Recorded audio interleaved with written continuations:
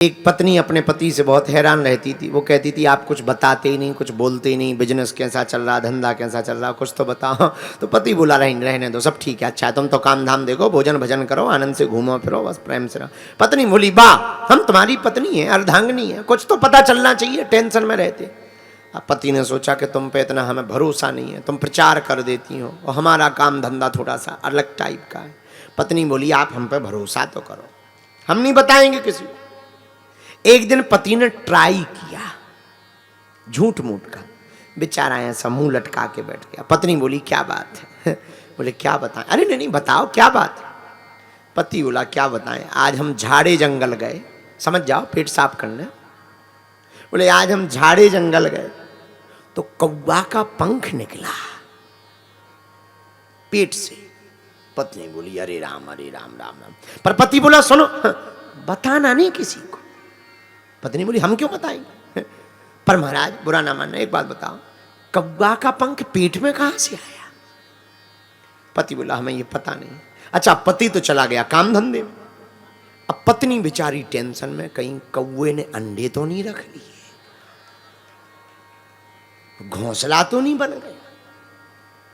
अब इतने में पड़ोसन आई, क्या बात है दीदी आज मुंह लटका है? नहीं कोई बात नहीं। अरे दीदी क्या बात, हमें बताओ, हम तुम्हारी सहेली हैं, हम थोड़ी किसी को बताएंगे। अरे नहीं वो बताने में, अरे तुम्हें हमारी कसम है दीदी। अच्छा चलो तुम किसी को बताना नहीं। बोले क्या? बोले क्या बताएं, आज पप्पू के पापा को कौवा का पंखा निकला। अब पड़ोसन ने अपनी सहेली को बताया। उसने कहा अरे तूने सुना? बोले क्या? वो नहीं है पप्पू के पापा? बोले हाँ, उसके पेट से कौवा निकला। उसने तो पंखा बताया था, इसने कौवा बना दिया। अब उसकी सहेली ने अपनी सहेली से बताया, अरे तुमने सुना क्या? वो नहीं रहते पप्पू के पापा? बोले हाँ, उनकी पेट से तो रोज सुबह झाड़े जंगल में कौवा निकलते हैं। उसने अपनी सहेली से, अरे क्या बताएं, तुमने सुना क्या? वो नहीं रहते दुकानदार पप्पू के पापा? बोले हाँ, उनके पेट से रोज कौवा ही कौवा निकलते हैं। पूरे गांव में हल्ला हो गया। अब तो गांव वाले रोज देखें मकान पे, अच्छा पहले कौवा होते ही बहुत थे, और मकान पे कौवा बैठा देखे हैं, आज निकला। एक दिन वो बेचारा लोटा लेके गया जंगल, झाड़े जंगल, पेट साफ होना, गांव वाले पीछे पीछे के चलो देखें कैसे निकलते हैं। अब इसने कहा बढ़िया फत, तो गांव वाले छिप गए। अब ये बैठा, जैसे ही बैठा, किस्मत की बात जिस पेड़ के नीचे बैठा था उस पर कौवा बैठी थी। गांव वाली बोली देख देख देख देख देख, पीला पीला है। अरे एक बोला नहीं गीला है, लगता है अभी अभी निकला। अब वो बेचारा लोटा वोटा करके बाहर आया। गांव वाले हाथ जोड़ के खड़े हुए, कहा भैया कब से निकल रहे? ये बोला क्या? अरे बोले नहीं, ये हमें समस्या समझ में नहीं आई। तुम आदमी हो और भैया ये पेट में चोंच नहीं मारती? तो अब इसके दिमाग खराब, इसे पता ही नहीं था। तो बोले क्या? अरे अब समझदार हो तुम। अब क्या तो ठीक है, एक दिन में कितने कौवा निकल आते हैं? अब इसका दिमाग खराब। बोले कौवा निकल आते हैं? किसके निकल आते हैं? अरे बोले तुम्हारे, ये देखो पीला छपा हुआ। इसने कहा कौवा कहां निकले? और गांव वालों ने पूरी बात बताई। तब इसे ध्यान आया कि देवी जी को जो वो कौवा का पंख बताया था उसी के कौवा बन गए जी।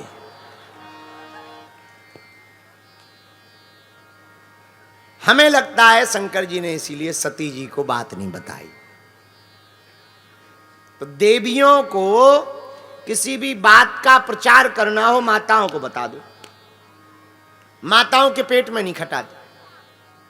माताएं कथा में भी आएंगी तो बात कहें, कहाँ से आई भाई? अच्छा अच्छा अच्छा अच्छा, झांसी से आई हो, साड़ी अच्छी है, साड़ी अच्छी, साड़ी अच्छी। हमारे तो पति देव एक बार पीली ले आए थे, फिर उनकी आंखों में चुभन लगी थी, सो फिर उन्होंने कलर लाई नहीं। जब तक अपने खानदान की बात करनी लेंगी, पूछनी नहीं, तब तक। एक बार एक स्कूल में एक परीक्षा हुई, जो बालक सबसे ज्यादा झूठ बोलेगा उसको 100 नंबर दिए जाएंगे। अब झूठी तो बोलना है। एक लड़का खड़ा हुआ, बोले सर, बोले हाँ, आज हमने रेगिस्तान में ट्रेन चलाई।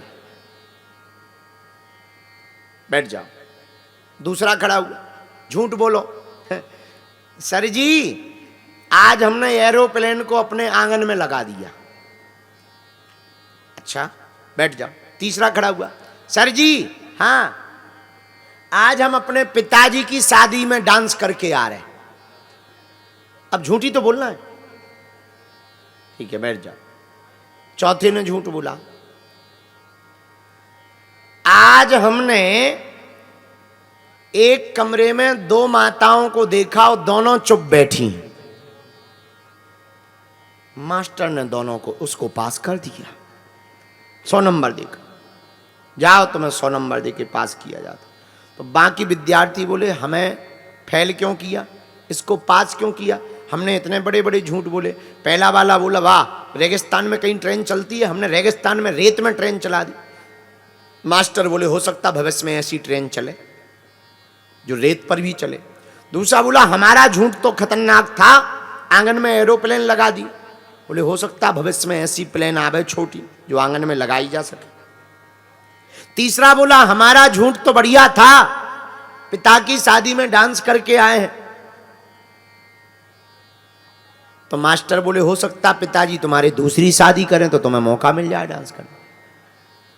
ये तीनों तो संभव हैं, पर जिस चौथे को पास किया, ये असंभव है कि एक बंद कमरे में 2 माताजी बैठी हों, दोनों चुप हों। ऐसा मुश्किल है, इसीलिए उसे पास किया। तो हम आप लोगों के विरोध में नहीं है। भगवान शंकर से हमें याद आया, माता सती को कोई विषय नहीं बताया, दक्ष के साथ जो भी हुआ। कुछ दिनों बाद राजा दक्ष ने अपमान का बदला लेने के लिए यज्ञ का आयोजन किया। सबको निमंत्रण दिया, पर भोले बाबा को नहीं दिया। पर देवता भी बड़े खतरनाक, कैलाश पर्वत के ऊपर से ही विमान ले जाते हैं। सती जी ने पूछा, कहां जा रही हो? हाँ, अरे सती, तू घर पर ही बैठी है, पता नहीं तुम्हारे पिताजी ने एक विशाल यज्ञ का आयोजन किया है, उसी में जा रहे हैं। हाँ हाँ, जाओ जाओ जाओ, हम भी पीछे से आते हैं। भगवान शंकर के पास में सती जी पहुंची। बाबा, हमारे पिताजी के घर में, आपकी ससुराल में, आपके ससुर जी ने विशाल यज्ञ का आयोजन रखा है, आप हमको आज्ञा दीजिए, आप चलेंगे? भगवान शंकर ने कहा, कोई निमंत्रण आया? नहीं, निमंत्रण नहीं आया। पर महाराज, पिताजी, हमारे पिताजी हमसे बहुत प्रेम करते, डांट गड़बड़ा गई होगी, निमंत्रण तो आया हो। आज वो बात बताई। देखो कितना अद्भुत अनुभव है भगवान शंकर का। कब कौन सी बात बतानी चाहिए तब बताई भगवान शंकर ने। राजा को सबसे ज्यादा जिससे प्रेम है उसका नाम है सुरुचि। ये सबका हाल है, सबकी 2 प्रकार की बुद्धि होती है, वही 2 पत्नियां हैं, सुनीति और सुरुचि। ज्यादातर लोगों को सुरुचि ही प्रिय है, अपनी रुचि, जिसमें अपना मन करे वही करना। शास्त्र जो कह रहे वो कई बार खपड़ मंजन लगता है लोगों को। हाँ, अरे महाराज, शास्त्र की बातें हैं, कहना तो ठीक है, जीवन में उतारना बड़ा कठिन। बोलो सीताराम, जोर से बोलो जरा, और जोर से बोलो। देखो, बुरा ना मानना, सुरुचि के अनुसार करना तो अच्छा है, पर परिणाम बहुत बुरा है। मन करे कि उठो ना पड़े ही रहो, तो कुछ दिन बाद तुम्हारे बैकसूल हो जाएंगे, फोड़ा पड़ जाएंगे। कोई काम ना करो जाए, केवल पड़े रहो, खाते रहो, तुम देखना एक दिन तुम पागल हो जाओ बहुत जल्दी। विदेशों में एक सजा दी जाती है, कोई देश है हम नाम भूल गए, वहाँ सजा देते हैं जेल में, हाँ शायद वहाँ सजा देते हैं जेल में, तो एक ही वो जो जज होते हैं वो सजा देते हैं, इनको फिल्म दिखाई जाए। अब जब पहली बार कोई आदमी सुनता है तो बड़ा खुश होता है, अरे भाई पिक्चर देखना दिखाने की सजा है, क्या गजब की सजा। तुम लोग भी कहोगे ये सजा तो हमें भी मिलनी चाहिए। लेकिन रुको, उसके नीचे की लाइन में जज कह देता, मजिस्ट्रेट, एक ही पिक्चर को 5 साल तक दिखाया जाए। 100 आदमी का दिमाग खराब। 1 बार 2 बार 5 बार 10 बार 30-35 बार में वो कहने लगता, कोड़े चाय घलवा दो, घोड़ा चढ़वा दो, ऊंट से पटकवा दो, पर जा सजा माफ करवा दो। एक ही चीज देखा देखा। कई बार हमें एक आदमी मिला, खैर आप लोग नहीं ऐसा करना, ये हमारा ज्ञान नहीं है, उसका ज्ञान है। एक आदमी हमें मिला, उनका क्यों तुम त्रियाचरित्र क्यों करते हो? बोले एक को देख देख के मन भर गया। उनका ठटरी के बरे नक कटा, शर्म नहीं आती तुझे अपने मन से? ये अपराध है, महापाप है, नरक जाओगे नरक। तो सुरुचि सबको प्रिय, सुनीति बहुत कम लोगों को प्रिय, पर सुरुचि का परिणाम भयावह होता, सुनीति का परिणाम बहुत बढ़िया होता है। सुनीति मतलब शास्त्र की नीति के अनुसार जीवन जीना। बोलो सीताराम, जोर से बोलो जरा, और जोर से बोलो। सुरुचि रहती थी राजा के पास, सुनीति जी थोड़ा दूर। सुनीति के एक बेटा था, उनका नाम था श्री ध्रुव जी महाराज। बोलो ध्रुव महाराज की। एक दिन खेल खेलते खेलते पिताजी के महल में चले गए मित्रों के साथ। पिताजी बैठे थे, पिताजी पिताजी कह के गोद में बैठ गए, आंगन में गोद में बैठ गए। हाथ को पकड़ा माताजी ने, सौतेली माँ ने नीचे उतार दिए। ए नीचे उतर, इतना ही तुमको शौक पिता की गोद में बैठने का है तो तू हमारी कोख से पैदा होता तो ही इस गद्दी पे बैठने का अधिकारी था, वरना नहीं है।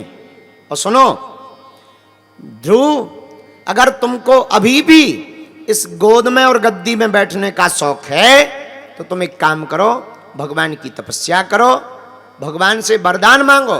भगवान जब कहें कि वरदान मांगो तो कहना हमको सुरुचि की कोख से पैदा करो।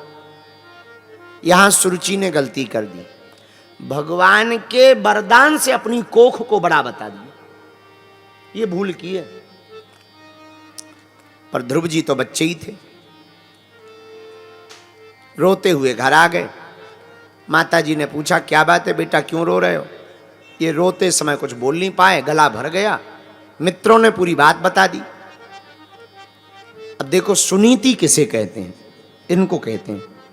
पता है क्या बोली? ये नहीं बोली कि नहीं उनका भर अधिकार नहीं, हमारा भी अधिकार है, तुम्हारे भी पिताजी हैं, आधा राज्य तुम्हारा भी है, ऐसा भी कह सकती थी। ऐसा नहीं कहा। पता है क्या कहा? बेटा जो बात हम आज तक तुमसे कह नहीं पाए, धन्य है तुम्हारी सौतेली माँ, वो रास्ता तुम्हारी माँ ने दिखा दिया।